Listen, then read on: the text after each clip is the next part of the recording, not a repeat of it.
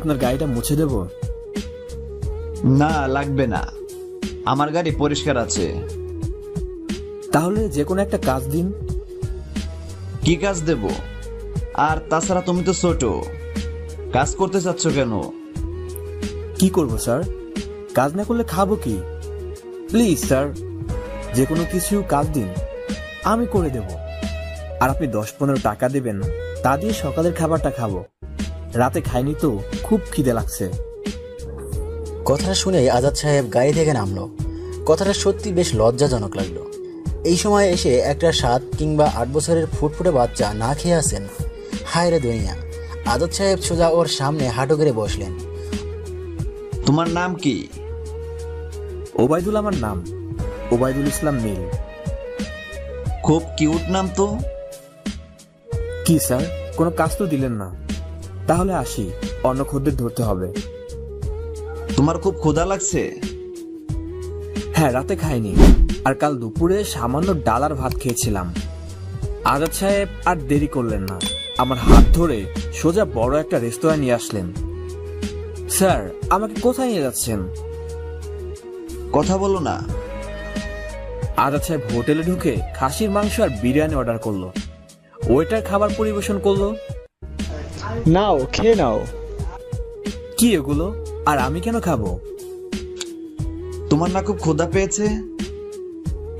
পাইছে তো, কিন্তু কোনো কাম হয় নাই। কাজ করা লাগবে না, খেয়ে নাও। কি এগুলো? বিরিয়ানি আর খাসির মাংস। ও বাবা, এগুলো বড় লোকের খাবার।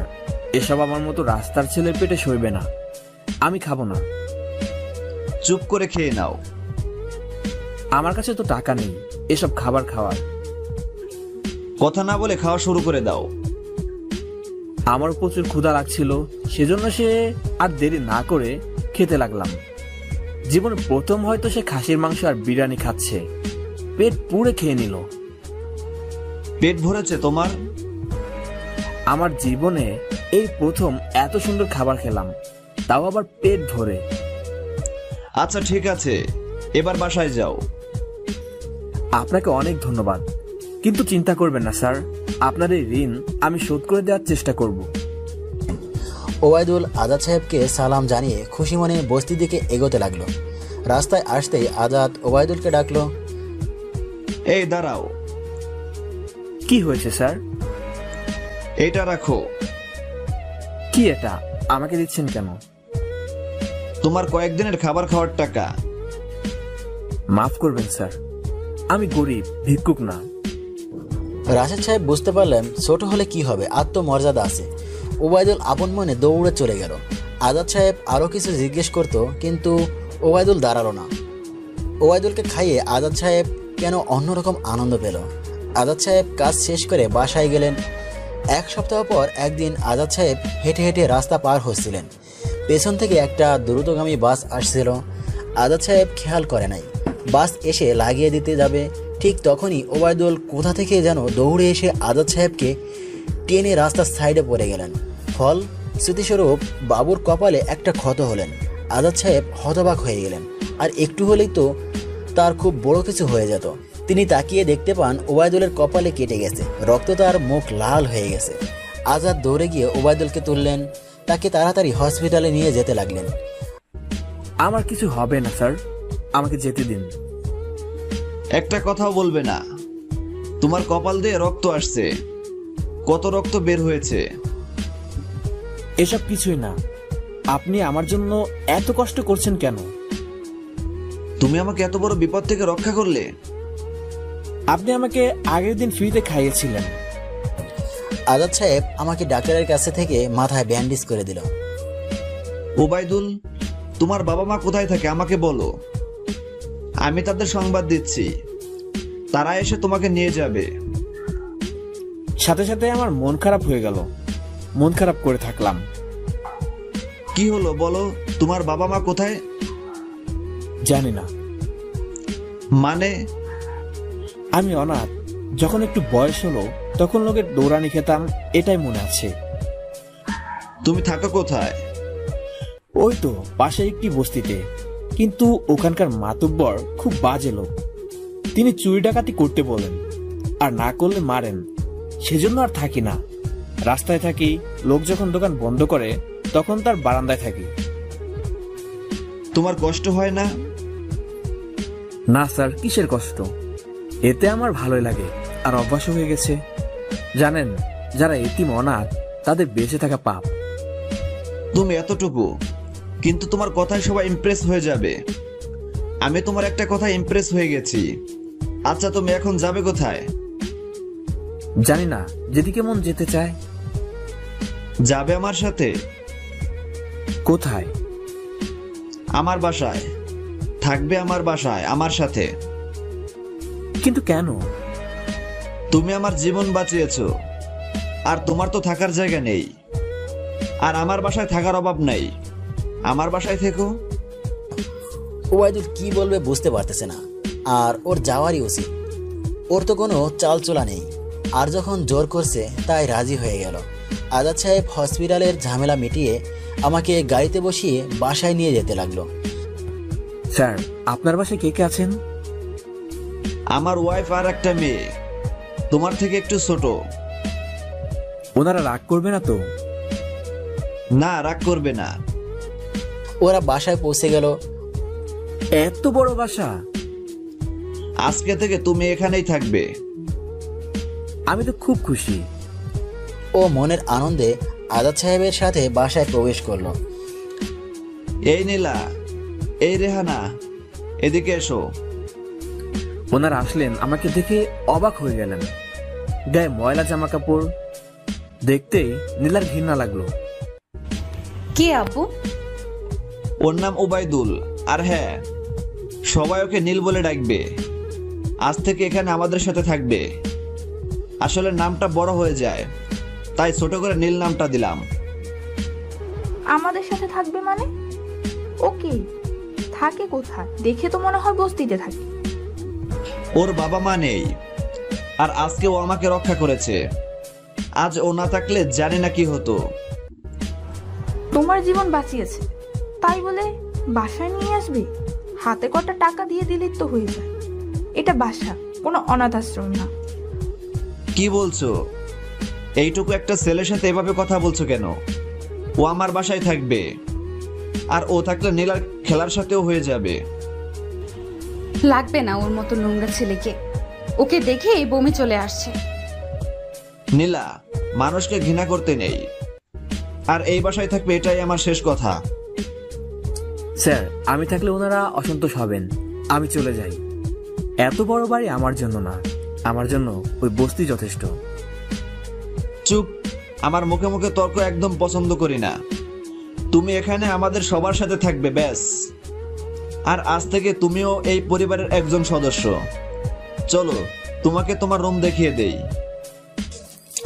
আজাদ নীলের হাত ধরে উপরে নিয়ে গেলেন, গিয়ে একটু রুম দেখিয়ে দিলেন। এইটা তোমার রুম, আজ থেকে তুমি এখানেই থাকবে।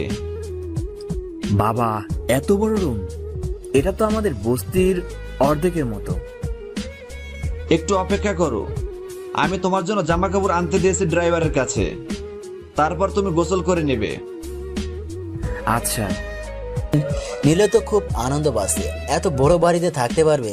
নীল খুব খুশি। খানিকক্ষণ পর ড্রাইভার এসে জামা কাপড় দিয়ে গেল। এইগুলো তোমার জন্য। ভিতরে বাথরুম আছে, ভালো করে গোসল করে আসো। নতুন জামা আমার? হ্যাঁ, এগুলো সব তোমার। জানেন, আমার না কোনো নতুন জামা নেই। লোকের পুরান জামা কাপড় বাদ দিয়ে রাস্তায় ফেলে দেয়, তাই আমরা তুলে নিয়ে এসে পড়তাম। নতুন জামা, নতুন জুতা, নতুন প্যান্ট। যাও, গোসল করে এসো, তারপর খেতে যাব। নীল দৌড়ে বাথরুমে চলে গেল। গোসল করে একটা নতুন জামা, নতুন প্যান্ট পরে বাইরে বসলো। স্যার, এখানে পুকুর নেই, বাথরুমে গোসল করা যায় না। পুকুরে দাপাদাপি করে গোসল না করলে মনের খুব মেটে না। আছে তো, কাল থেকে তুমি আর আমি একসাথে পুকুরে দাপিয়ে গোসল করব। বাহ, নতুন জামা পরে তো তোমাকে একদম নায়কের মতো লাগছে। চলো খেয়ে নিই। তারপর দুজন দুপুরের খাবার খেতে আসলো। নীলা খাবার টেবিলে বসে খাবার খাচ্ছিল। নীল এসে বসতে নীলা খাবারের থালা রেখে রাগে উঠে চলে গেল। কি হয়েছে নীলা, না খেয়ে কোথায় যাচ্ছ? ওই বস্তির ছেলেকে দেখলে বমি আসে, ঘেন্না লাগে, আর ওর সাথে আমি খাবো না। বলেই দৌড়ে নিচের বেলকনিতে চলে গেলাম। নীল নীলার প্লেট নিয়ে ওর পিছু পিছু গেল। গিয়ে দেখলো নীলা মন খারাপ করে পুতুল নিয়ে বসে আছে। এই নীলা, খানা সম্পূর্ণ না খেলে শরীর খারাপ করবে, এই নাও খেয়ে নাও। তোর এত বড় সাহস, তুই আমার নাম ধরছিস? ছোট লোকের বাচ্চা, যা আমার সামনে থেকে। তোর কি লজ্জা নেই? কুকুরের মতো আমার আব্বুর সাথে আমাদের বাসায় কেন এসেছিস? স্যার নিয়ে এসেছেন? যা, চলে যা, দাঁড়া, তোকে তাড়ানোর ব্যবস্থা করছি। নীলা দৌড়ে বাহির আসলো। আম্মু, এই ছেলেটা যদি আমাদের বাসায় থাকে তাহলে আমি কিন্তু বাসা থেকে নানুর বাসায় চলে যাব। তোর সাথে আমারও চলে যেতে হবে। এটা তো বাসা না, অনাথ আশ্রম। আস্তে আস্তে আমাদের বের করে দেশের সব ছেলেপুলেকে এখানে নিয়ে আসবি। এই, তোমাদের কি কোনো দয়া মায়া নেই? না, নেই। তোমার আছে। দেশের লোক কেউ নিয়ে আসছে না, আর তুমি নিয়ে আসছো। যত ঝামেলা যেন তোমার। নীলা, যা গিয়ে গুছিয়ে নে, আমরা চলে যাব। নীলা ও রুমে চলে গেল। একজন অনাথের জন্য তো দেখি সুন্দর একটা পরিবারে অশান্তি নষ্ট হয়ে গেছে। তাই দেখে নীল বলল, স্যার, আমি একটা বস্তির অনাথ ছেলে। আমার জন্য আপনারা কেন এত ঝগড়া করছেন? আমি চলে গেলে সব সমস্যার সমাধান হয়ে যাবে। আমি চলে যাচ্ছি। না নীল, তুমি কোথাও যাবে না, আর কেউ কোথাও যাবে না। সবাই একসাথেই থাকবো। আমি থাকবো না এখানে। ওই ছেলে থাকলে আমি বাসা থেকে চলেই যাব। আম্মু, মানুষকে ঘৃণা করতে নেই। আর নীল এই বাসায় থাকলে তো তোমার ভালো, তোমার একজন খেলার সাথী হবে। ওকে দেখলেই ঘেনা লাগে। আর খেলা? তুমি একটা বস্তির ছেলের জন্য বাড়িতে তোমার বউ আর মেয়ের সাথে খারাপ ব্যবহার করছো? আমি কারোর সাথে খারাপ ব্যবহার করতে চাই না। তোমরা তো ঝামেলা সৃষ্টি করছো। নীল এই বাসায় থাকবে, এতে তোমরা কোনো কথা বলতে পারবে না। আচ্ছা, তাহলে আর এক কাজ করো, পুরো বস্তি এখানে নিয়ে আসো। আমরা কি বস্তিতে থাকছি? তোমাকে ভালোবাসি, আর তুমি আমাকে এসব কথা বলছো? এই ছেলেটা আমার জীবন বাঁচিয়েছে, তাই তাকে বাসায় নিয়ে এসেছি। কি জীবন বাঁচিয়েছে বলে বাসায় এনে রাখতে হবে? থাক না ও কটা দিন, দেখি না, তারপর বুঝবে আমি ভুল করি নাই। আচ্ছা, তোমার যখন এতই ইচ্ছা ওরে রাখবার, তা রাখো। তবে একটা কথা বলে দিলাম, ওই ছেলে যদি আমাদের সাথে কথা দূরে থাক, আমাদের সামনে আসে, তো খুব খারাপ হয়ে যাবে। কথাটা মাথায় রেখো, ও যেন আমাদের সামনে না আসে। ঠিক আছে, তবে মনে রেখো, একদিন তুমি নীলকে সবচেয়ে বেশি ভালোবাসবে। আম্মু, ওই ছেলে যদি আমার সাথে কথা বলতে আসে খুবই খারাপ হয়ে যাবে কিন্তু। নীল, উপরে চলো, আর তোমরা খেয়ে নাও। আঙ্কেল আর নীল দুজনে নীলের রুমে গিয়ে বসলো। নীল, তুমি ওদের কথা কিছু মনে করো না। না, ঠিক আছে, আমি কিছু মনে করি নাই। আমি গরিব তো, আমার কোনো রাগ নেই। এই নীল, পারবে ওদের দুজনের মন জয় করতে? হ্যাঁ, পারবো। তুমি ওদের মন জয় করে নেবে। ওরা রাগ করেছে, একবার ওদের ভালোবাসা অর্জন করো, দেখবে খুব ভালোবাসবে। আঙ্কেল, আমি গরিব, এতিম। আমার জন্য আপনার সমস্যা হচ্ছে, তাই বলছিলাম কি আমি আমার জায়গায় চলে যাই। দেখেন না, বড় মেম সাহেব, ছোট মেম সাহেব কত রাগ করছেন। তুমি কোথাও যাবে না, এখানেই থাকবে। আমাকে কথা দাও, তুমি কোথাও যাবে না। আমি কোথাও যাব না। নীলের বাসাটা খুব পছন্দ হয়েছে, এ যেন ওর কাছে সেই রূপকথার রাজপ্রাসাদ। কিন্তু দুজন নারাজ। নীলকে যে রুমে থাকতে দিয়েছে তার সবকিছুই খুব দামি। নীলের কাছে সবকিছুই স্বপ্নের মতো লাগছে। বিকেলবেলাতে নীল শুয়ে আছে, তবে ফ্লোরে। তখন আজাদ সাহেব এসে এই অবস্থায় দেখে। এই নীল, তুমি ফ্লোরে শুয়ে আছো কেন? এত দামি বিছানায় আমি শুতে পারবো না। এমনিতে ইটের উপর শুয়ে থাকতে থাকতে আমার অভ্যাস হয়ে গেছে। তুমি আর আগের নীল না, আজ থেকে তুমি আমার ছেলে। আর নীল যেমন ভাবে জীবনযাপন করেছে, তুমিও ঠিক তেমন ভাবেই থাকবে। এটা তোমার বাসা। আচ্ছা ঠিক আছে। চলো বাহির থেকে ঘুরে আসি, মন ভালো থাকবে। নীল আঙ্কেলের সাথে বাইরে যেতে লাগলো। বাইরে আসবার পর আব্বু আমার আইসক্রিম খাওয়াতে হবে। চলো এখনই খাওয়াবো। যাবো, কিন্তু ওই ছেলেটা তোমার সাথে যাচ্ছে। হ্যাঁ, গেলে সমস্যা কি? আমি যাব না। ওই ছেলে তোমার সাথে গেলে আমি যাব না। ওর সাথে গেলে প্রেস্টিজ থাকে না, লোকে কি বলবে। নীলা, একদিন বলেছি না মানুষকে ছোট করবে না। স্যার, আমার যেতে ইচ্ছে করছে না। আপনি আর ছোট ম্যাম সাহেব দুজন যান, আমি রুমে থাকছি। না, তুমি চলো। না আঙ্কেল, আমি যাব না, আমি রুমে যাচ্ছি। নীল দৌড়ে ওর রুমে চলে আসলো। ও গেলে নীলা যাবে না, আর বাবা মেয়ের মধ্যে সম্পর্ক নষ্ট হয়ে যাবে। নীল রুমটা ঘুরে ঘুরে দেখছে, দেখে আন্টি রুমে বসে আছে। নীল ভয়ে ভয়ে রুমের দিকে পা বাড়ালো। আস্তে করে গিয়ে, ম্যাডাম। এই, তোর এত বড় সাহস, তুই আমার রুমে এসেছিস? ম্যাডাম, আমি আছি বলে আপনাদের খুব অসুবিধা হচ্ছে না? পাকা পাকা কথা বলছে।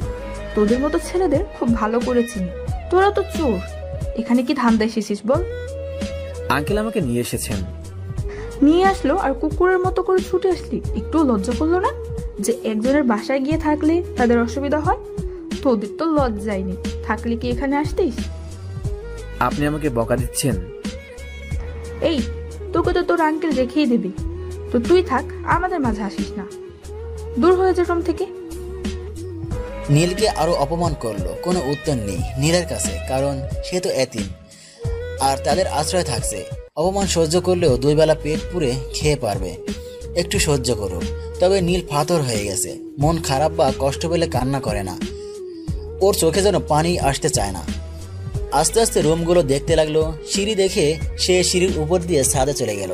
গিয়ে দেখে অনেক সুন্দর ফুল গাছ, আর গাছে অনেক ফুল ধরেছে, তবে টবের গোড়ায় অনেক আবর্জনা, গাছের ঝরা পাতা পড়ে আছে। তাই সে আস্তে আস্তে গাছের পাতা পরিষ্কার করতে লাগলো। সুন্দর করে গাছগুলো গোছাতে লাগলো। পরিষ্কার করে গাছের গোড়ায় পানি দিতে লাগলো। প্রায় 1 ঘন্টা পর নীলা ছাদে আসলো। গাছগুলো সব নীলার। নীলা ছাদে এসে দেখে ছাদের উপর নীলের গাছে কি একটা যেন করছে। এই ছোট লোকের বাচ্চা, তুই আমার গাছের ফুল ছিঁড়ছিস কেন? আমার গাছগুলো তুই নষ্ট করে দিচ্ছিস কেন? ম্যাম সাহেব, আমি গাছ পরিষ্কার করছিলাম, ফুল তুলছিলাম না। চোর কোথাকার! আমি দেখছি তুই গাছের ফুল নষ্ট করে দিচ্ছিস, আর আমাকে মিথ্যা বলছিস। আপনি ভুল দেখেছেন। কি? আমি ভুল দেখেছি? আমার মুখে মুখে তর্ক করছিস ছোট লোকের বাচ্চা? তোর এত বড় সাহস! নীলার খুব রাগ উঠে গেল। রাগের মাথায় সে ছাদের উপর থাকা একটা ইটের টুকরা দিয়ে নীলের মাথায় আঘাত করলো, আর কপালে লেগে কপালে বেশ কেটে গেল। আর নীল চিৎকার দিয়ে কেঁদে উঠলো। নীলের চিৎকার শুনে নীলা ভয় পেয়ে গেল, আর রক্ত দেখে তো বর্ষা খুব ঘাবড়ে গেল। আজকে আব্বু এসে খুব বকবে। নীলের চিৎকার শুনে নিচ থেকে আঙ্কেল আর আন্টি আসলো। নীলের কপাল দিয়ে রক্ত পড়া দেখে আঙ্কেল দৌড়ে গিয়ে মাথা চেপে ধরলো, তাড়াতাড়ি গামছা দিয়ে বেঁধে দিল। এই, কিভাবে হলো এটা? কেটে গেল কিভাবে? নীলা ভয়ে আম্মুকে গিয়ে জড়িয়ে ধরলো। নীল বলে দিল, আব্বু খুব বকা দেবে, মায়েরও দিতে পারে। নীল, কথা বলো, কিভাবে লাগলো? কাটলো কিভাবে? আসলে আঙ্কেল, সিঁড়ি দিয়ে আসবার সময় পা হচকে পড়ে গেছি, তাই কেটে গেছে। নীলের কথা শুনে নীলা একটু শান্তি পেল। যাক বাবা। কিভাবে চলো? সাবধানে ছাদে আসতে হয়। কতখানি কেটে গেছে? তাড়াতাড়ি নিচে চলো। আঙ্কেল নীলকে কোলে করে নিয়ে ও রুমে যেতে লাগলো। এদিকে নীলা ভয়ে ভয়ে আম্মুর সাথে যেতে লাগলো। নীল সত্যি কথা বলছে, নীলাকে খুব বকা দিত, কিন্তু নীল চায় না তাদের মধ্যে ঝগড়া সৃষ্টি হোক। আঙ্কেল নীলের মাথায় ব্যান্ডেজ করে দিয়ে নীলকে শুয়ে দিল। বাইরে আসবার পর, কিরে নীলা, তুই তো ছাদে ছিলি, দেখতে পাস নাই কতখানি কেটে গেল? সকালে আমাকে সরিয়ে দিতে গিয়ে ও নিজেই গাড়ির তলায় যাচ্ছিল, তখন কোনোই কেটে গিয়েছিল। আর এখন? আমি গাছ পরিষ্কার করছিলাম। আঙ্কেল চলে গেল। নীলা ভেবে পাচ্ছে না ও মিথ্যা কথা কেন বলল। যাই হোক, তবে নীলা জিজ্ঞেস করবে মিথ্যা কথা কেন বলল। আঙ্কেল গিয়ে নীলকে সেবা করতে লাগলো। নীল, সত্যি করে বলো তো, সিঁড়ি দিয়ে পড়ে গেলে এভাবে তো কাটতো না, কি হয়েছে বলো আমাকে। আঙ্কেল, আমার কিছু হয়নি। এ তো স্বাভাবিক, এমন তো আমার প্রতিদিন কাটে। আপনি কেন চিন্তা করছেন? নীল, সত্যি করে বলো তো, সিঁড়ি দিয়ে পড়ে গেলে এভাবে তো কাটতো না। কি হয়েছে বলো আমাকে। সত্যি বলছি তো, সিঁড়ি দিয়ে নামার সময় কেটে গেছে। সত্যি তো? আমাকে মিথ্যা বলছিস না তো? না। এবার আঙ্কেল রুম থেকে চলে গিয়ে নিজের অফিসের কাজ করতেছিল, তখন নীলা নীলের রুমে আসলো। এই ছোট লোকের বাচ্চা, যদি সত্যি কথা বলেছিস তাহলে কিন্তু তোকে খুন করে দেব। চিন্তা করবেন না, আমি বলবো না, আপনি নিশ্চিন্তে থাকুন।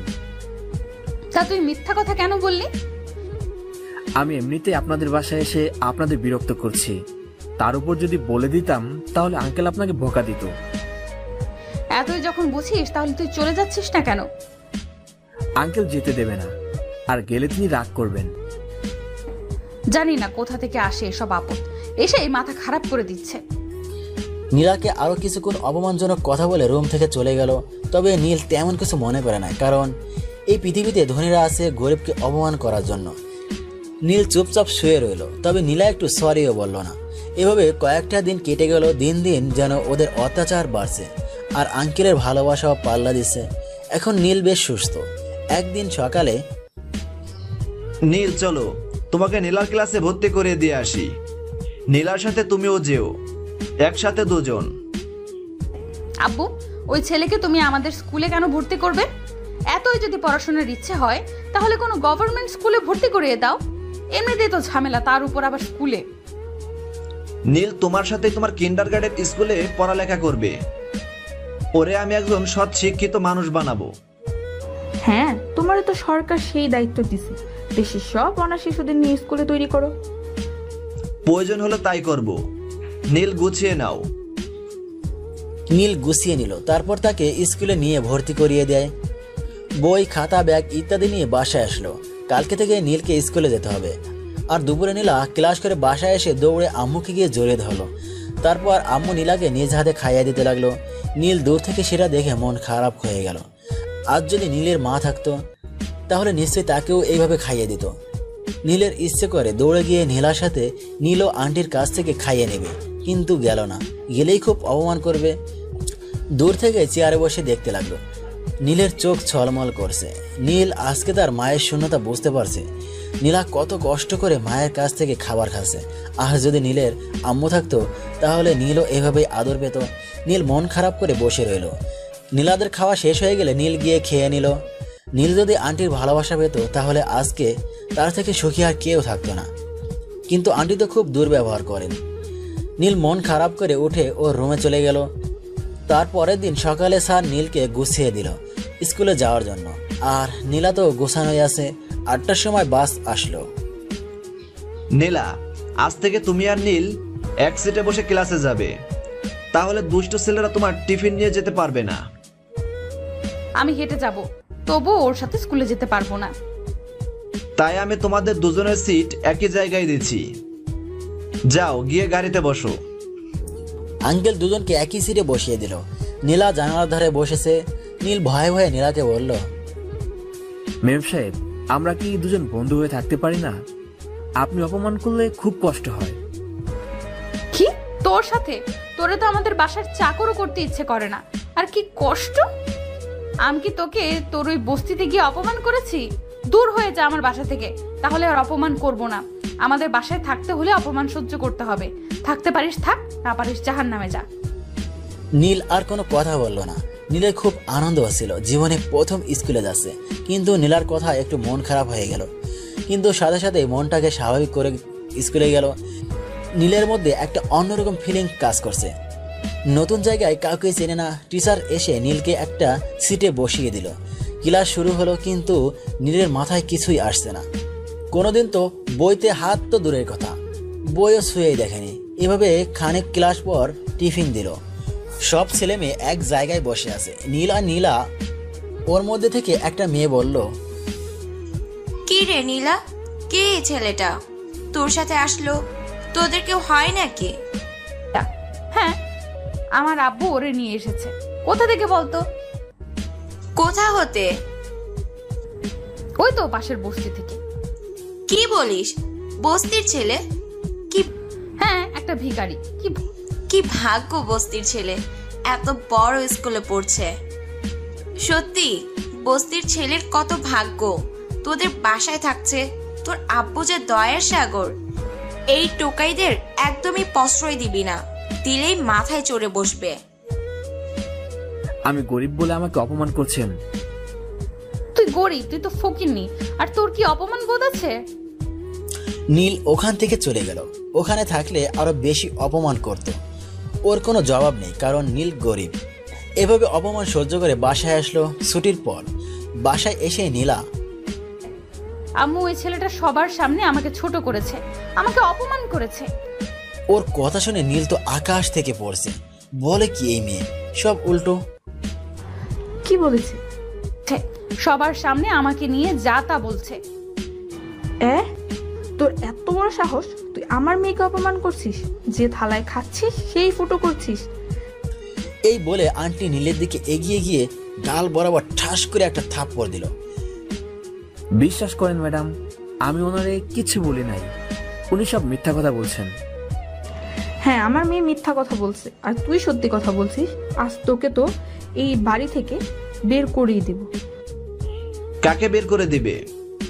আঙ্কেল, বিশ্বাস করেন, আমি ছোট ম্যাম সাহেবের সাথে ঝগড়া করি নাই। উনি আমাকে ফাঁসিয়ে দিচ্ছেন। কি হয়েছে নীলা? আব্বু, তোমার এই ফাজিল ছেলে আমাকে সবার সামনে অপমান করেছে, যা নয় তাই বলেছে। কি কি বলেছে আমাকে একটু বলো। ও বলেছে ভুল হয়ে গেছে ম্যাম সাহেব। দাঁড়াও নীলা, মিথ্যা কথা বলতে হয় না।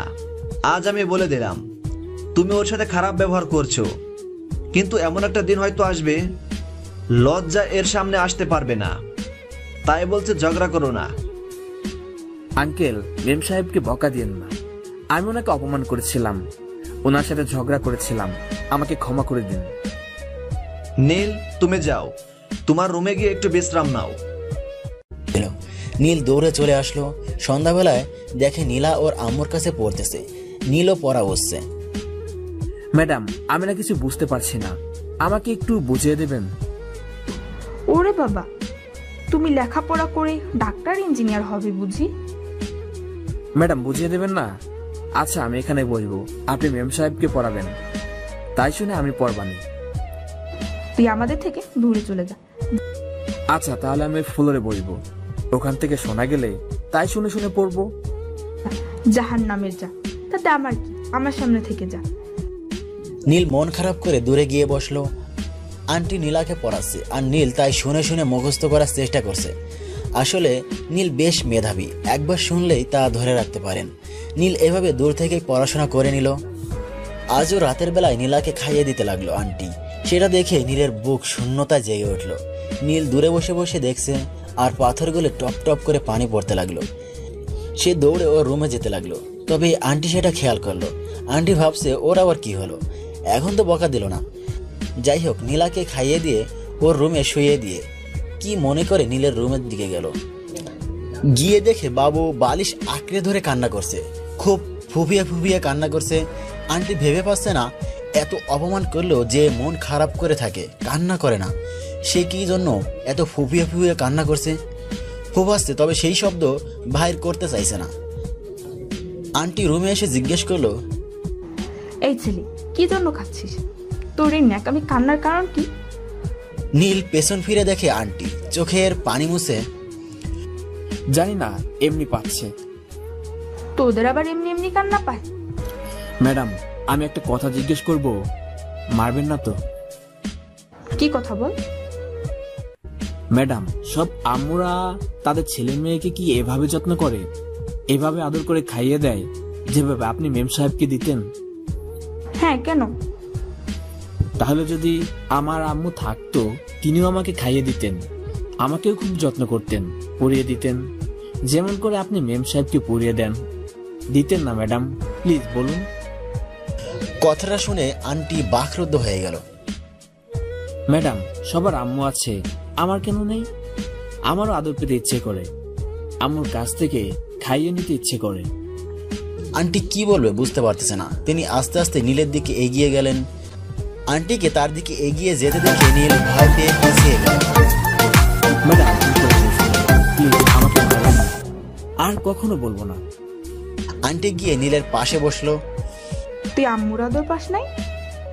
না, যখন জ্ঞান হয়েছে তখন থেকে লোকের অপমান গালাগালি সহ্য করেছি। জানেন, আমি দেখতাম অনেক আম্মুরা তাদের ছেলে মেয়েকে নিয়ে খুব সুন্দর করে রাস্তা দিয়ে হেঁটে যায়। তখন সেই ছেলে মেয়েরা কান্না করলে তখন আম্মুরা তাদের কোলে নিয়ে যায়।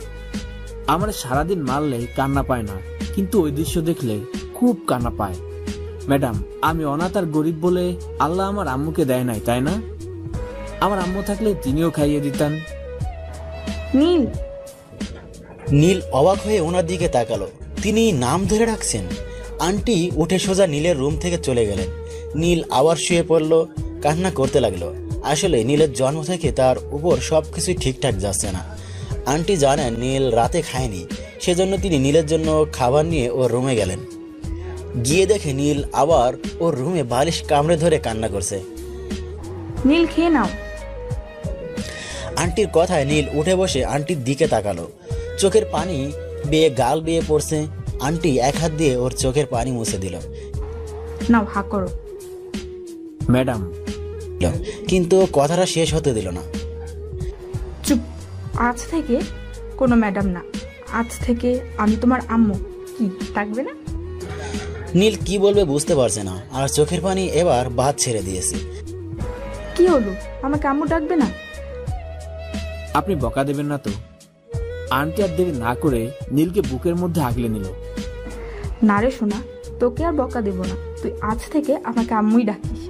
তুই আমার ছেলে হিসাবে এই বাসায় থাকবি। কি হলো, ডাকছিস না কেন আম্মু? আম্মু, আমি তোর মা আজ থেকে। আর এরকম কান্না করবি না, একদম বলবি না যে তোর আম্মু নেই। আমি তোর আম্মু। আপনি তাহলে আমাকে আর বকা দেবেন না তো? দেব, কথা না শুনলে। বকা না, মার দিব।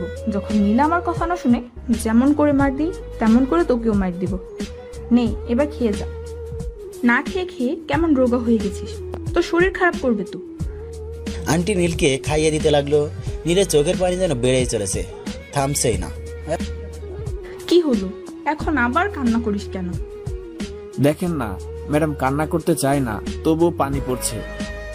এখনো ম্যাডাম বলছিস? আম্মু বল। ভুল হয়ে গেছে আম্মু, আর কান্না করব না। আন্টি বাবুকে খাইয়ে দিয়ে শুয়ে দিল, দিয়ে ওর রুমে চলে গেল। আন্টি তার ভুল বুঝতে পারছেন, ছেলেটার সাথে খুব দুর্ব্যবহার করছেন। সবাই গিয়ে শুয়ে পড়লো। আর নীলও আজকে অনেক খুশি, নীল তার মাকে পেয়েছে। নীল আসলে সত্যি খুব লাকি। সকালবেলা ঘটলো আরেক কাণ্ড।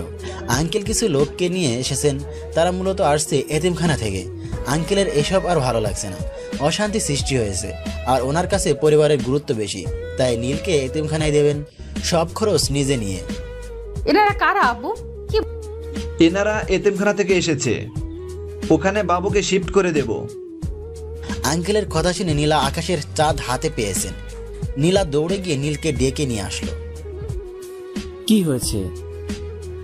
নীল, আমাকে ক্ষমা করে দিও, তোমাকে এখানে রাখতে পারছি না। তবে চিন্তা করো না, আমি তোমাকে খুব ভালো জায়গায় রাখবো আর প্রতিদিন দেখা করে আসবো। নীলের মন খারাপ হয়ে গেল, তবুও হাসি মুখে বলল, ঠিক আছে, কোনো সমস্যা নেই। ওখানকার লোকেরা নীলকে নিয়ে যেতে লাগলো। তখনই আন্টি আসলো। এই নীল কি, কোথায় নিয়ে যাচ্ছ? নীলকে ইতিমখানায় দিয়ে দিচ্ছি, আমার অশান্তি ভালো লাগে না। এতিমখানায় এতিমরা থাকে, কিন্তু নীলের তো আমি আছি। তো ও কেন এখন এতিমখানায় যাবে? কি বলছো আম্মু? আপদ বিদায় হচ্ছে?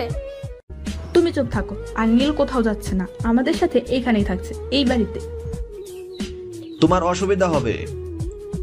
নীল আমার ছেলে, আমার বাসায় থাকলে কোনো অসুবিধা নেই, থাকবে আমাদের সাথে। আম্মু, তোমার মাথা ঠিক আছে? ওই ছেলেকে বের করে দাও। না, ও আমাদের সাথে থাকবে, আপনারা চলে যান। নীল কোথাও যাবে না। নীলা রাগ করে ওর রুমে চলে গেল। আর আঙ্কেল বলল, তুমি নীলকে? হ্যাঁ, আমি নীলকে মেনে নিয়েছি, আর কাল রাত্রে নিজের হাতে নীলকে খাইয়েছি। নীল, আমি তোমার কে? আম্মু, এই বলে নীল দৌড়ে গিয়ে জড়িয়ে ধরলো। আর নীলা রুম থেকে সেটা দেখে খুব রেগে গেল। এইভাবে প্রায় 10 বছর পার হয়ে গেল। নীলকে সবাই ভালোবাসে, তবে নীলা খুব ঘৃণা করে, সহ্যই করতে পারে না, এমনকি মেরে ফেলতে চায়। এত রাগ নীলের বাবা মাকে বশ করে নিয়েছে। নীল এখন আন্টি আর আঙ্কেলের অনেক প্রিয় পাত্র। তারা দুজন খুব ভালোবাসে বাবুকে, কিন্তু নীলা নীলের জীবনে কাল হয়ে দাঁড়িয়েছে। সারাদিন নীলকে অপমান করে, মুখে যা আসে তাই বলে, আর নীল নীরবে সব সহ্য করে নেয়। আজকে কলেজে গিয়ে দেখে নীল ওর বন্ধুদের সাথে বসে আছে। নীলা সেখানে গিয়ে, এই ফকিন্নি, লাট সাহেবের মতো তো বসে আছিস, আর আমি বলেছিলাম আমার নতুন জুতা আনতে, বাসায় এনেছিস তো? মেম সাহেব এসব কথা এখানে না বললে কি নয়? কেন, তোর প্রেস্টিজে লাগছে? মেম সাহেব, আপনি এসব কথা বাসায় গিয়ে বলেন। না, আমার যেখানে মন চাইবে সেখানে বলবো। আমি তোর বাসায় থাকি না, তুই আমাদের বাসায় পড়ে আছিস। শুধু তাই না, আমার বাবা মাকে তুই বশ করেছিস। মেম সাহেব, আপনি শুধরাবেন কবে? কুত্তা, তুই আমাকে কথা শোনাচ্ছিস? আমি তোকে... এই বলেই সবার সামনে নীলের গালে থাপ্পড় মেরে দিল দুইটা। মেরেই চলে গেল। এই বলেই সবার সামনে নীলের গালে থাপ্পড় মেরে দিল দুইটা। মেরেই চলে গেল। দোস্ত, তোর কতবার বলেছি তুই আমার বাসায় এসে থাক, কেন ওই বাসায় পড়ে আসিস? তুই শুধু একবার বল, দেখ ওই মেয়েকে কি অবস্থা করি। মোটেও না, ওর কোনো ক্ষতি করিস না। এত অপমান করে তাও কিসের জন্য পড়ে আসিস? আমি কে ছিলাম সেটা ভুলে গেলে চলবে না। জানিস, ঠিকভাবে খেতে পেতাম না, সকালে খাবার জুটলে সারাদিন জুটতো না, আর না ছিল থাকবার জায়গা, না ছিল পরবার বস্তু। কিন্তু আঙ্কেল আমাকে রাস্তা থেকে তুলে এনে নতুন করে বাঁচতে শিখিয়েছেন। জানিস, আমার আম্মু আছে কি জানি না, তবে আম্মু পেয়েছি। তারা সবাই আমাকে এত ভালোবাসে, শুধু নীলা একটু খারাপ ব্যবহার করে, কিন্তু আমি ওদের নুন খেয়ে বড় হয়েছি। এখন আর বেমানি করতে হয় নাকি? আর নীলার কথায় আমি কিছু মনে করি না। দেখবি নীলা একদিন বুঝবে, কিন্তু সেদিন কোনো পথ থাকবে না। থাক, বাদ দে, চল বাসায় যাই। চল। নীল বাসায় চলে আসলো। আসবার পর, আম্মু আম্মু কই গেলে? এই তো, আয় ফ্রেশ হয়ে আয়, খেতে দিয়েছি। নীল গিয়ে ফ্রেশ হয়ে আসলো। ক্ষুধা লাগছিল, তাই খাবার নিয়ে বসে আছে। একটু বাদেই নীলা আসলো। এসেই, এই লাট সাহেবের বাচ্চা, দূর হয়ে যা, আমার ক্ষুধা লাগছে। নীলা, দিন দিন মুখের ভাষা কি হচ্ছে? আমি ভাবতেও পারিনি তোমার এত অধপতন হবে। মেম সাহেব, আপনি মাথা গরম করবেন না, নিন বসে খেয়ে নিন, আমি সরে যাচ্ছি। নীল, কোথাও যেও না, তুমি এখানেই থাকো, দেখি ওর শ্রোতা কত দূর গিয়েছে। না আম্মু, আমি রুমে গিয়ে খাচ্ছি। মেম সাহেব, আপনি খেয়ে নিন। নীল জোর করে উঠে ওর রুমে চলে গেল। কি করবে, দোষ তো নীলের, কারণ নীলা তো আর নীলের বাসায় গিয়ে ওরে অপমান করছে না। নীলার বাসায় এসেছে তাই অপমান করেছে, চলে গেলে তো আর অপমান করতো না। নীল খেয়ে দিয়ে শুয়ে পড়লো। ইদানিং আঙ্কেল কাজে অনেক ব্যস্ত হয়ে থাকছে, সেজন্য ঠিক মতো কথা বলতে পারছে না। বিকালবেলাতে নীল চলে গেল ছাদে, গিয়ে ছাদে লাগানো গাছ পরিষ্কার করতে লাগলো। তখন নীলা আসলো ওর গাছে পানি দিতে। কুত্তা, তোর এত অপমান করি, তোর কি গায়ে লাগে না? চলে যাস না কেন? তোর কি লজ্জা বলতে কিছু নেই? মেম সাহেব, এতিমনাথদের লজ্জা থাকে না, আর যেটুকু থাকে সেটা আপনাদের মতো ধনীরা দেখতে পান না। তোর মুখে মুখে কথা বলার বারটা ইদানিং খুব বেড়েছে। তুই আমার জীবন থেকে সুখ নিয়ে নিচ্ছিস, তোর জন্য আমার আম্মু পর্যন্ত আমাকে কথা শোনায়। মেম সাহেব, আপনারা বড় লোক মানুষ, আপনার আম্মুর সামান্য কথায় আপনি যদি কষ্ট পান তাহলে কিভাবে হবে বলুন? আর আমি যে আপনার কথা অপমান থাপ্পড় সহ্য করে আসছি এই 1 যুগ ধরে। আছিস কেন? দূর হয়ে যেতে পারিস না? চলে যেতাম আমি শুধু আপনার বাবা মায়ের জন্য, তারাই আমার পৃথিবী। আর আপনাদের নুন খেয়ে বড় হয়েছি, কিন্তু শোধ করতে হবে। লাগবে না, তুই দূরে গিয়ে মরতো। মেম সাহেব, আপনি যে আমাকে এত অপমান করেন, এত খারাপ ব্যবহার করেন, তা আপনার কি কখনো মনে হয় নাই যে এটা ঠিক না? তোরে খুন করলেও আমার একটুও সমস্যা হবে না। তোর মতো ফকিন্নির। দেখেন, কাউকে কষ্ট দিয়ে কিন্তু সুখে থাকা যায় না। আপনার প্রতিটা আঘাতের কথা আমার মনে গেঁথে আছে। আমি তো যাবই না, বরং দেখব কত অপমান করতে পারেন। তোরে আমি খুন করে দেব। মেম সাহেব, একটা কথা বলে রাগ করবেন না? কি কথা? এখন আমি আর ছোট নেই, বড় হয়েছি। আর ফকিন্নি হলেও আত্মসম্মান আছে। তাই বলছি কি, সবার সামনে আর অপমান করবেন না, কষ্ট হয়। আমি যদি কোনো ভুল করি তাহলে আমাকে বাসায় ফেলে সারাদিন স্যান্ডেল দিয়ে পিটাবেন, তো সবার সামনে অপমান করবেন না। এতে আমার থেকে আপনার বেশি সম্মানহানি হবে। আমার সম্মান মানে? দেখুন, সবাই তো জানে আমি আপনার বাসার কুকুর, কাজের লোক। আমি তো আপনার সাথে খারাপ আচরণ করি। কুকুর মানুষের পায়ে কামড় দেয়, কিন্তু মানুষ কিন্তু তা করেন না। সবার সামনে আপনি আমাকে মারলে সবাই আপনাকে খারাপ ভাববে, সেজন্য আর সবার সামনে অপমান করবেন না প্লিজ, দোহাই লাগে আপনার। আমাকে এত জ্ঞান দিতে হবে না। তোর থেকে জ্ঞান নিয়ে বড় হবার ইচ্ছে নেই। লোকে কি বললো তা নিয়ে নীলার কোনো মাথা ব্যথা নেই। নীল উঠে চলে আসলো। নীল জানে নীলাকে বলে কোনো লাভ নেই। নীল বিকাল বেলায় রাস্তা দিয়ে হেঁটে যায়, বাহিরে যাচ্ছে। তখন নীলাও তার বান্ধবীদের সাথে করে বেড়াতে বের হয়। নীলের এলাকায় অনেক ছেলে নীলের সাথে বন্ধুত্ব করতে চাইলেও নীল শুধু আল আমিন, আরাফাত, আরমান, ফয়সাল, একাব্বর আর শাওনকে নিজের খুব ভালো বন্ধু ভাবে। নীল সবার জন্য অপেক্ষা করতে লাগলো। খানিক বাদে সবাই আসলে মিলে ঘুরতে বের হলো। বন্ধু, তোর খুব কষ্ট হয় তাই না? নীলা অনেক খারাপ ব্যবহার করে। আরে না, নীলা খারাপ ব্যবহার করে তাতে কি? ওর বাসায় সবাই তো আছেন, তারা আমাকে তার ছেলের মতো দেখেন, খুব ভালোবাসেন। তাদের ভালোবাসার কাছে নীলার খারাপ ব্যবহার হার মেনে যায়। চল গিয়ে ফুচকা খেয়ে আসি। না থাক। না, চল।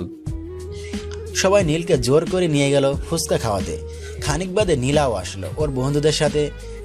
একদম কথা বলবি না, চুপ করে থাক। আজকে কিছু বললে আমি সহ্য করব না। না, ওরা যেন কিছু বলিস না দেখা যাবে। প্লিজ, তোরা ওরা কিছু বলিস না যেন। এভাবে খানিক বাদে ফুচকা খেতে গেলে নীলা নীলের দিকে এগিয়ে আসলো। মেম সাহেব, কিছু বলবেন? আমি ফুচকা খাবো, এখান থেকে চলে যা।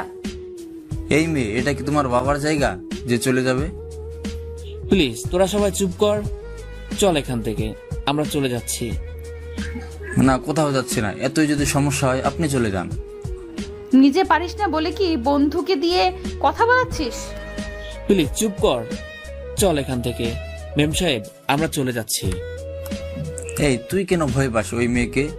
ও একটা মেয়ে আর তুই ছেলে। তুই ওকে ভয় পাবি না, ও তোকে ভয় পাবে। তোদের পায়ে পড়ি, চুপ কর। মেম সাহেব, আপনি কিছু মনে করবেন না। তোর ব্যবস্থা আমি করছি, বাসায় আয়।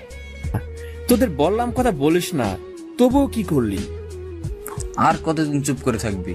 ওর কথায় জবাব দে, দেখবি ও আর তোর উপর অত্যাচার করবে না। না রে, ওরে বকা দিতে হবে না। আম্মু একটু বকা দিলে কান্না করে, খাওয়া দাওয়া বন্ধ করে দেয়। নীলা অনেক আদরের মেয়ে। ঠিক আছে, শোন ওর বকুনি, যেমন খুশি। ওই যে ওরে রাগিয়ে দিলি, জানি না বাসায় গিয়ে কি তোলপাড় করে। ও যা বলবে তার জবাব দিবি, দেখবি ও আর কথা বলবে না। যা, বাসায় যা, আমিও বাসায় যাচ্ছি। নীল সবাইকে বিদায় জানিয়ে বাসায় আসলো। বাসায় আসবার সাথে সাথেই, কুত্তার বাচ্চা, তুই তোর বন্ধুকে দিয়ে আমাকে অপমান করাস। আজ তোর একদিন কি আমার একদিন। মেম সাহেব, আপনি ওদের কথা কিছু মনে করেন না। আমি ওরে কিছু বলিনি, তবু ওদের হয়ে আমি আপনার কাছে ক্ষমা চাইছি। একটুও যায় না। আচ্ছা, তোর মাথায় একটুও যায় না যে তুই থাকলে আমি বিরক্ত বোধ করি?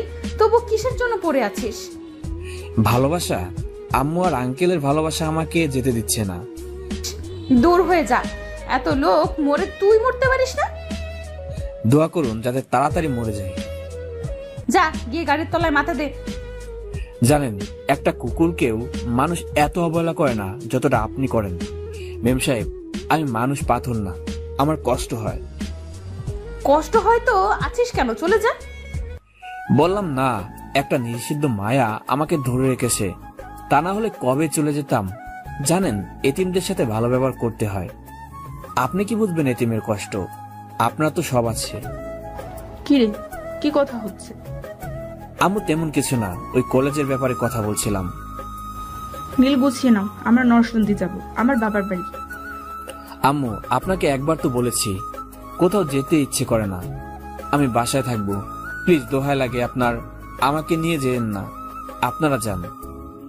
ঠিক আছে নীলা, তুই গুছিয়ে নে। কাল ভোর 4টায় ট্রেন। আমি যাব, তাও তোমার ওই বাবার বাড়ি। স্নান করবার জন্য একটা ভালো বাথরুম নেই, আর রাতের বেলায় সবাই একসাথে ঘুমাবে। আর ওই বুড়ি তো আছে, আমাকে দেখলে বলবে, এই নীলা, তোর চুল এমন কেন, সামনের দিকে এমন করে রং করা কেন, পাজামা এত ঢিলা কেন, হাতের নখ বড় কেন, আয় মাথায় তেল দিয়ে দেই। এসব আদিক্ষেতা দেখলে মেজাজ গরম হয়ে যায়। আমি যাবই না। নীলের সাথে থাকতে পারবি? বাসায় নীল আর তুই কোনো ঝগড়া করবি না তো?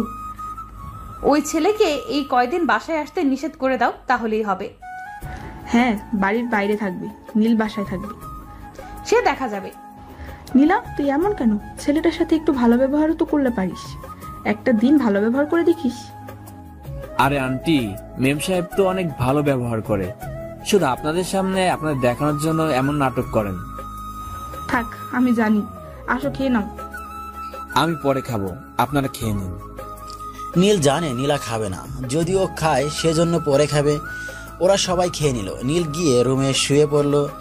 খানিক বাদে আন্টি খাবার নিয়ে নীলের রুমে গেল। নীল, তোকে নীলা খুব কষ্ট দেয়, তাই না? না আম্মু, নীলা অনেক ভালো একটা মেয়ে, ওর অসবগুলো বেশ ভালোই লাগে। হ্যাঁ, খেয়ে নে। আচ্ছা আম্মু, আমি যদি চলে যাই তাহলে কি আপনি কষ্ট পাবেন? ওই কথা আর একবার বলে দেখ, আমি আর তোর সাথে কথাই বলবো না। আমাকে ছেড়ে তুই কোথাও যাস না। কোথাও যাব না। নি, ঘুমিয়ে পড়, কাল ভোরে যেতে হবে। আর নীলা যদি কিছু বলে তাহলে রাগ করিস না। আরে আমি রাগ করি না। আন্টি নীলকে খাইয়ে দিয়ে চলে গেল। নীল ঘুমিয়ে পড়ল। নীলের ঘুম ভেঙে গেল ভোরবেলায়। খুব তাড়াতাড়ি ঘুম থেকে উঠে তারপর আন্টি আর আঙ্কেলকে স্টেশনে নিয়ে গেল। নীলাও সাথে গেল। তারপর তাদের বিদায় জানানো হলো। এবার তুই কিসে যাবি? চিন্তা করবেন না, আমি এদিকে থাকবো, আপনি বাসায় চলে যান। এই বলে নীল হাঁটতে হাঁটতে ভিড়ের মধ্যে মিশে গেল আর নীলা বাসায় চলে আসলো। সারাদিন পার হয়ে গেল। সন্ধ্যা একটু আগে নীল আস্তে আস্তে বাসায় গেল। বাসায় গিয়ে দেখে রিয়া, নীলার বান্ধবী, বাসায় এসে নীলার সাথে গল্প করছে। এই দেখ, নবাব জাদা বাসায় আসছে। এবার আমার মাথা খাবে। সারাদিন কত শান্তিতে ছিলাম, ভাবছিলাম আল্লাহ বাঁচাইছে, কিন্তু না, আবার শুনি এসে হাজির হয়েছে। নীল কোনো জবাব না দিয়ে চুপচাপ ওর রুমে চলে গেল। সারাদিন শুধু পার্কের মধ্যে বসিয়েই কাটিয়ে দিয়েছেন, ঠিক মতো খাইও নাই। রুমে গিয়ে একটু বিশ্রাম নিতে শুয়ে পড়ল। নীলা, এই ছেলে আর তুই এক বাসায়? বাসায় আর কেউ নেই? কি আর করব বল? যদি কিছু করে, যদি তোর উপর জোর করে? হাসতেছিস কেন? ওরে আমি চিনি, ও এমন না। আমার সামনে মাথা নিচু করে থাকে, আমার মুখের উপর কথা বলে না। আর তোর চিন্তাধারা এত কনফিডেন্ট থাকবেই তো। 10 বছরের উপরে আছে আমাদের বাসায়, সারাদিন অপমান করি তো তার কোনো প্রতিবাদ করে না। আর তুই কি বলছিস? তুই যা বলিস তাই বলিস। নীলের মতো একটা ছেলে হয় না। আসলে আমি না ওর প্রেমে পড়ে গেছি। ভাই নিয়ে যা তো, আপদ বিদায় হোক। না বাবা, আমার পড়াশোনা আগে। যদি কপালে থাকে তাহলে হবে। থেকে যা আজকে আমার বাসায়। না বাবা, আমার বাসায় ছাড়া কোথাও ঘুম আসে না। তুই একটু কষ্ট করে নে।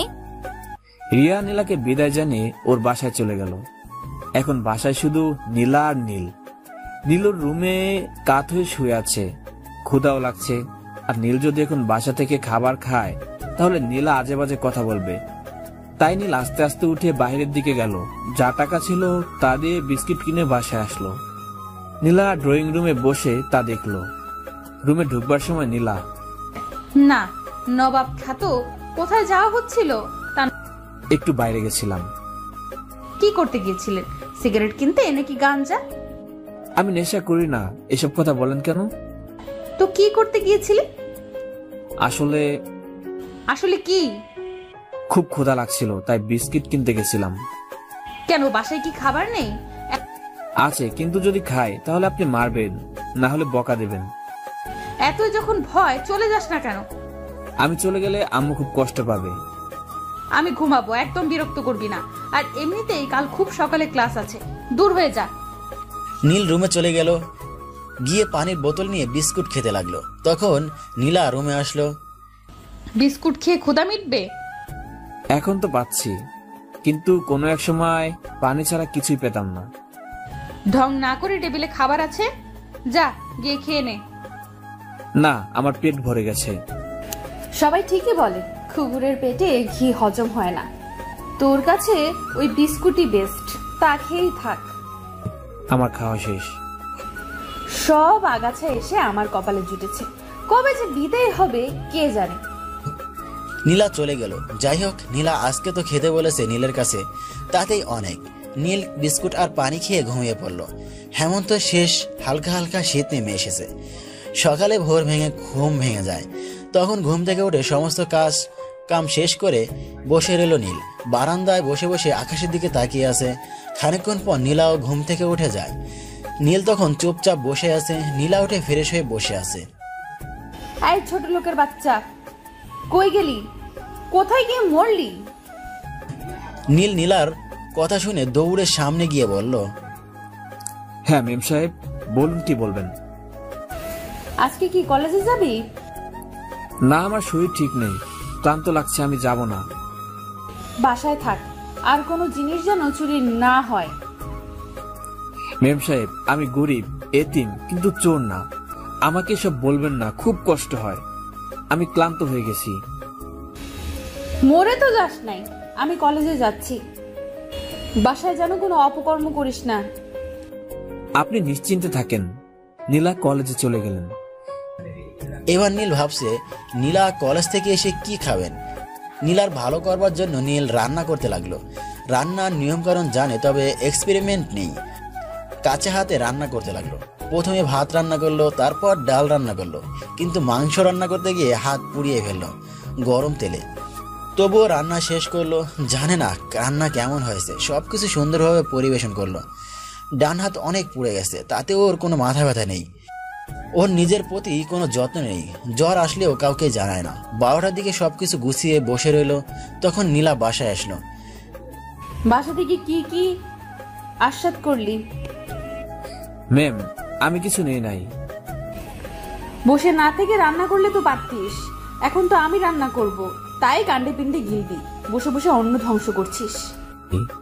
মেম সাহেব, আমি রান্না করেছি, আপনাকে রান্না করতে হবে না।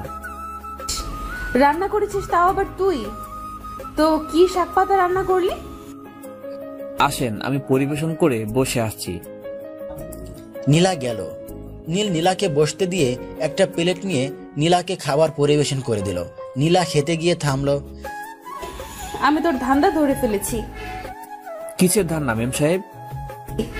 এই খাবারে বিষ আছে, আর তুই আমার এই বিষ খাইয়ে মেরে আমার সব সম্পত্তি নিয়ে নিবি। ছি ছি, কি বলেন এসব মেম সাহেব? আমি এত নিচ না। এটা একদম ভালো খাবার, এতে কোনো বিষ নেই। এই দেখুন আমি খাচ্ছি। নীল অন্য প্লেট থেকে খাবার চামচ দিয়ে প্লেটে তুলে হাত দিয়ে যাবে, তখনই পোড়া হাতে ঝাল লাগলো। আর নীল জ্বালা সহ্য করতে না পেরে আহ করে চিৎকার করে উঠল। চিৎকার দিলি কেন? নীল কোনো কথা না বলে হাতটা লুকিয়ে সোজা ওয়াশরুমে চলে গেল। তাড়াতাড়ি ট্যাপ ছেড়ে দিয়ে ঠান্ডা পানিতে হাত ডুবিয়ে রাখলো। নীলা পেছন দিক থেকে খেয়াল করলো। কি হয়েছে হাতে?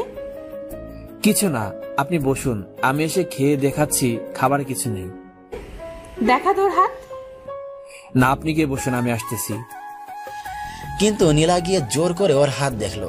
জীবনে আজকে মনে হয় প্রথম নীলা নীলকে ছুঁয়েছে। এর আগে গায়ে হাত দিয়েছে, তবে সেটা থাপ্পড়। কিভাবে পোড়ালি? এ কিছু না, আপনি চলুন। নীলা নীলকে হাত ধরে টানতে টানতে ওর রুমের দিকে নিয়ে গেল। এবার ড্রয়ার থেকে স্যাভলন বের করে হাতে লাগিয়ে দিয়ে যাবে, তখন নীল হাত থেকে পেছনে টেনে নিল। চুপ করে থাক ছোট লোকের বাচ্চা। আমাকে বোকানি শোনাবে বলে প্ল্যান করছিস? চুপচাপ থাক। এতিমের হাতে আর ক্রিম লাগাতে হবে না, এমনিতেই ঠিক হয়ে যাবে। সোজা হয়ে দাঁড়িয়ে রইল থাপ্পড় খেয়ে, আর নীলা হাতে ক্রিম লাগিয়ে দিতে লাগলো। কি খুচরা পাপ করেছিলি, তার শাস্তি। নীলা হাতে ক্রিম লাগিয়ে দিল। তারপর নীলা বাহিরে আসলো। নীলও আসলো। নীলা গিয়ে খেতে লাগলো। কি দেখছিস? আপনি আমার হাতে? তোর হাতে স্যাভলন লাগিয়ে দিয়েছি, তাই বলে ভাবিস না গলে গিয়েছি। যদি রাস্তায় একটা কুত্তাও অসুস্থ হয়ে যায়, তাকেও আমি হেল্প করি। আর তুই তো কোথাকার একটা মানুষ। একটা কুকুর আমার মতো অবহেলিত হয় না যতটা আমি আপনার কাছ থেকে হই। এই, আমি তোর বাসায় গিয়ে অপমান করছি? ও, তোর তো আবার বাসা নেই। নীলা এসে এক লোকমা খাবার গালে তুললো। তুই রান্না করেছিস? হ্যাঁ, কেন ভালো হয়নি? আসলে কোনোদিন রান্না করি নাই তো, তাই একটু কষ্ট করে খেয়ে নিন। খাচ্ছি, আমার সামনে থেকে যা। তুই থাকলে খেতে মন চায় না। আচ্ছা ঠিক আছে, চলে যাচ্ছি। নীলা গিয়ে খেতে বসলো। নীল সোজা বাসার বাইরে চলে গেল। বাইরে হালকা করে মেঘ একসাথে জড়ো হচ্ছেন। রাতেই নামতে পারে। নীল সেই দুপুর 3টার সময় গেছেন, আর এখন রাত 11টা বাজতে চললো, তবুও বাসায় আসছে না। তখন বাহিরের মুষলধারে বৃষ্টি হচ্ছে, সাথে শীতও লাগছে। বাসার দরজা খোলা আছে। নীলা একটা চাদর গায়ে দিয়ে ড্রয়িং রুমে আসে। রাত 11:20-এর দিকে নীল আস্তে আস্তে রুমের দিকে আসলো। ভিজে চাপুর চুপুর হয়ে গেছে, শীতে কাঁপছে। এই, এটা তোর বাসা না যে যখন খুশি আসবি। এটা ভদ্রলোকের বাসা। এত রাত পর্যন্ত কোথায় ছিলি? নীল শীতে কাঁপছে, কথা বলতে পারছে না। তখন নীল রুমে গিয়ে জামা পাল্টে গরম জামা পরে নিল। নীলা নীলের রুমে ঢুকলো।